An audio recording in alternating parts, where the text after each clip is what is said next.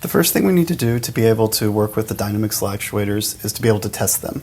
So in order to test them out of the box and after we've modified them, we'll need to supply them with power and hook them up to a Dynamixel app on a computer. The first part of that, we need to supply power to the actuators. They receive power through these back ports along with data. And for power, they need between 9 and 12 volts DC. Usually you want about 11.1 volts for ideal operation with these motors. So you can do this a couple of ways.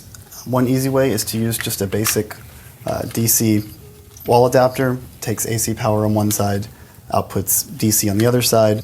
This is a 12 volt 5 amp adapter, and that'll do just fine for testing the motors. If you do use a wall adapter, be sure to check with a multimeter that you're within range of the voltage that the motors need. An option that's a little bit easier that'll let you get more precise voltage is just to use a standard DC power supply. And so in this case, we'll go ahead and set our voltage to 11.1 like we need.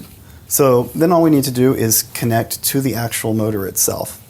So the motor pinout configuration starts with the first pin on the left is data, the middle pin is the positive voltage, and then the rightmost pin is ground.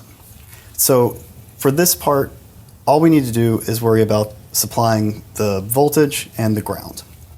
So what you can do is start with just a regular Dynamixel cable for the AX12 that fits into these ports here.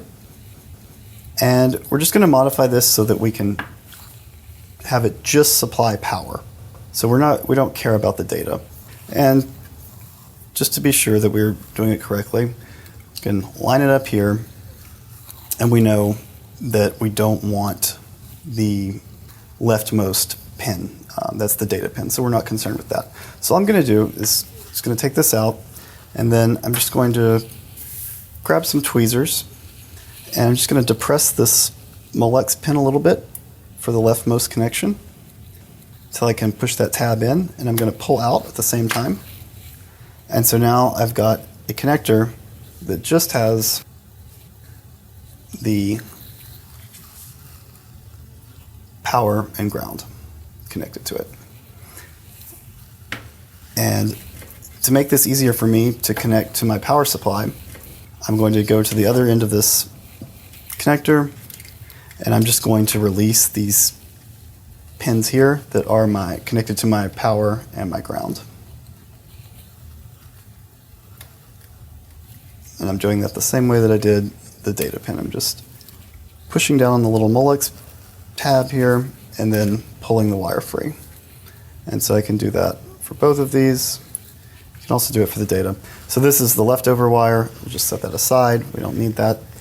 So now we have what we need, which is a wire that's going into our motor with just power and ground. And then on this other end, I've got two metal contacts that were used to put it into the housing.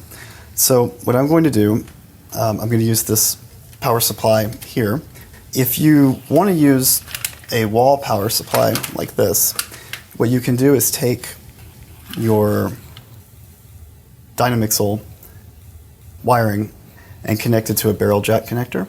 Just make sure you check the polarity and the voltage, and so then you just connect that and then connect it straight to your motor, and that will provide power.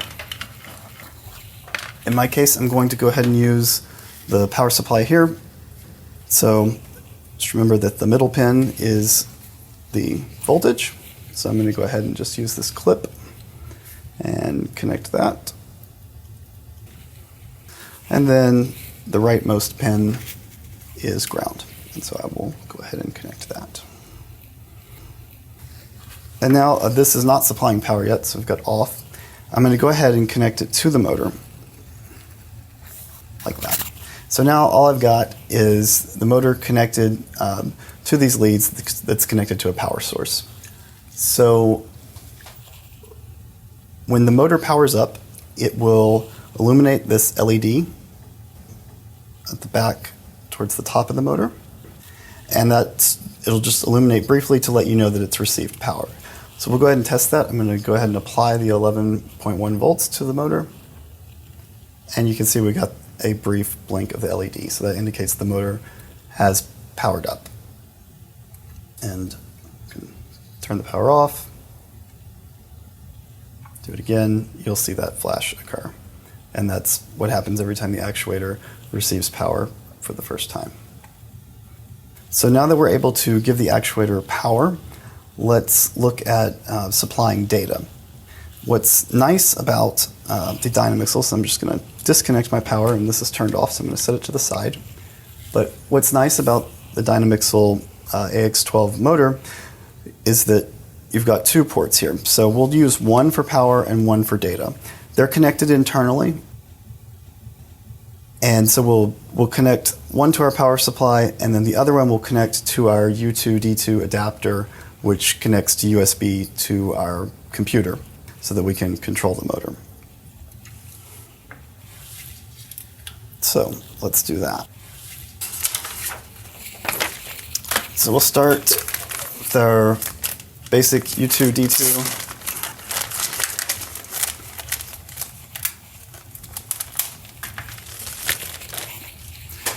So this is the adapter that one end is a micro USB, and the other allows us to connect data to our motor. And so it comes with a few cables. One is just the USB cable. You'll need that. The other is a 4-pin to 4-pin converter, which we won't need, so we'll set that aside. And then it comes with a 3-pin to 3-pin converter. So the connector used on the U2D2 is different from the connector used on the AX12. So what we'll do is connect this 3-pin connector into the U2D2 into the only 3-pin slot that exists. So I'll just push that in there. Okay. So now we have this connected to the U2D2, and then this other end will just go right into the Dynamixel, just like that. And so it's got all three conductors. The power one in the middle is just not connected on this board. So it's fine for it to sit there. It's not going to cause a problem. So we have this connection here, and then we will connect the USB to our computer. Now, we still have to supply power separately to the actuator because you can't source the amount that you need from your USB connection. So let's go ahead and do that.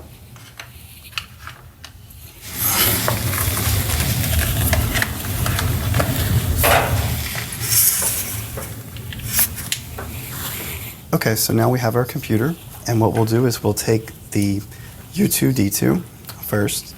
We'll connect the USB connector. I'm going to go ahead and plug that into my computer through this USB hub.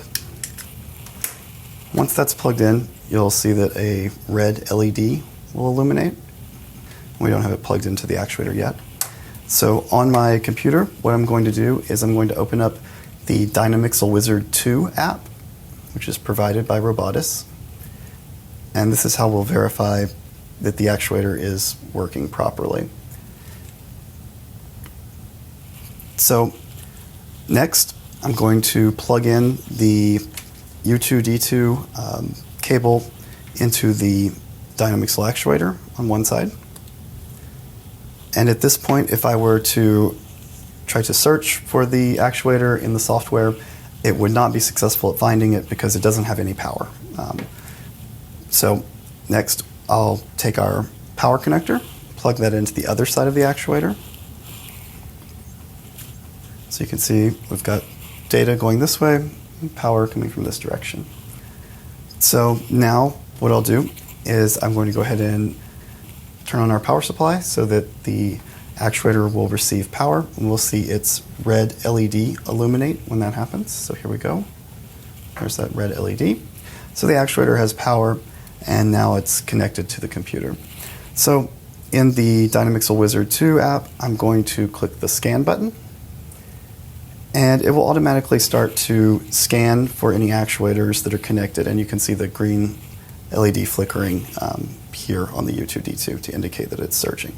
As soon as it finds an actuator, it'll show it here and allow us to skip forward. You can see that it's added that to the sidebar, but it's going to scan for all the possible actuators across a number of baud rates, because the motor could be configured in a number of ways. So it's found this actuator, and it tells you its ID is 107, so we can dismiss this. And now on the sidebar here, we have 107. If we had multiple actuators chained here, we would see all of them. And we can look at all of the registers for the actuator here, but we want to make sure that the actuator is functioning how it usually is right out of the box. So we're going to scroll down to goal position. When we click on goal position, you'll see over here on the right that we have a position indicator for the actuator, and then we have some buttons here, plus 90, minus 90, and then a number here, 511, indicating its current goal. So I'm going to pick up the actuator just so we can see it a little better, the rotating horn here, and it's at 0 right now, so I'm going to hit plus 90, and you'll see that it moves. I'll hit minus 90, and you'll see that it moves all the way in the other direction. So that's good. That means the actuator is functioning as we would expect. It sounds fine. It's moving without any problems. It's good to go. So we'll go ahead and put it back at the 0 position, and then I'm going to go ahead and disconnect from this U2D2. And at this point, I'm going to turn off the power to the actuator, and then I can go ahead and disconnect both cables from it. And now this actuator is ready to go through a modification process. After we modify it, we'll bring it back here and check to make sure that it's still functioning properly and that our modifications were successful. So now that we've finished modifying our actuator and we've gotten the holes added in all 3 sides here, we're going to test it with the Dynamixel Wizard 2 software again, just to make sure that the motor is functioning as it was before we modified it. So to do that, we've got our U2D2 connected to the computer, and we've got the Dynamixel Wizard 2.0 app open. I'm going to go ahead and connect the data side to the actuator, and then I'm going to bring in our power source and connect this to the other port on the actuator. So now we've got both data and power connected. Our power supply is not yet turned on, so I'll go ahead and turn on the power supply, and we should see a red LED illuminate. And we see that, so that's a good sign. That means that the actuator is receiving power. So let's go ahead and click on the scan button in the Dynamixel Wizard 2.0, and it will start to scan for actuators. And you can see there it's found actuator 107. And so we can go ahead and skip since we know that's the only one connected. We'll select actuator 107 here on the side. You can see we've got all of our status information. And to test the actuator, we'll go back to the goal position, click on that, and over on the right we'll get our control of plus 90, 0, and minus 90. We can also put in a custom position. But for our purposes, let's just take a look. So I'm going to just hold the actuator so we can see it. And I'm going to press the plus 90, and you can see that it moves in that direction. Now let's send it to minus 90. Moves back to that direction, and we'll send it back to the home position. It's moving fine. We don't hear anything odd. When you're holding the actuator, you don't feel any vibrations that feel like there's a problem. If you do hear something odd or you're unable to connect to the actuator, then you need to go back through the modification process and see if there's a problem. It may be a mechanical problem with the gearing, or it may be an electrical problem where something's not connected properly.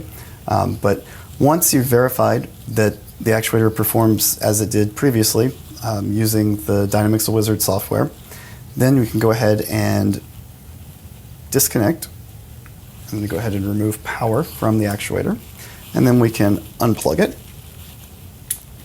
and we can move on to the next actuator that we have to test.